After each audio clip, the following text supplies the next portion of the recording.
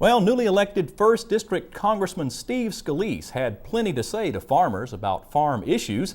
That may be surprising considering he voted against the 2008 Farm Bill twice. This week in Louisiana Agriculture's A.J. Sabine spoke with Scalise when he recently visited dairy farmers in the Franklinton area. 1st District Congressman Steve Scalise presses palms with his constituency at the LSU Ag Center's experimental farm in Franklinton. This room of dairy farmers and ag leaders want to hear why their new congressman voted against the much-belabored Farm Bill.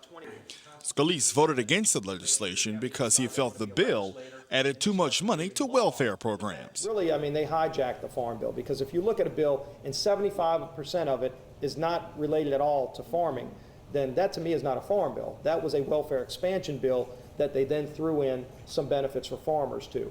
And that's not the proper way to treat farmers. Of course, fuel prices dominated the conversation as Scalise fielded dozens of questions over the strategic oil reserve, Canadian diesel imports, and alternative fuels like ethanol. He says corn subsidies for ethanol production have been a failure. Although he's not against ethanol as an alternative fuel source, he says ethanol derived from corn has not fulfilled its cost-saving promise. Number one, it hasn't done anything to lower the price of gasoline, but it's definitely created problems and increased prices on food because it's taken a commodity that's much more efficient to be used for food off the market to be used for fuel. Timber producer Bill Jenkins says the industry is under a lot of pressure on the North Shore because of skyrocketing fuel costs.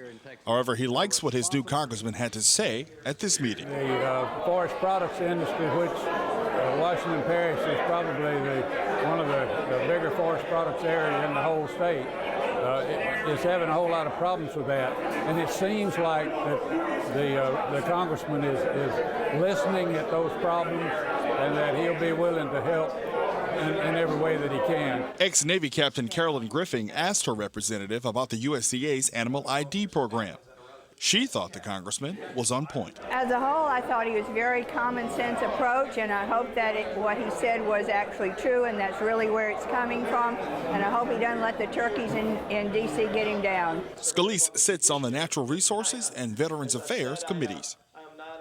In Franklinton, I'm A.J. Sabine for This Week in Louisiana Agriculture. The town hall meeting was one of several conducted along the North Shore, including Hammond and Slidell. Scalise filled the congressional seat left open by Governor Bobby Jindal.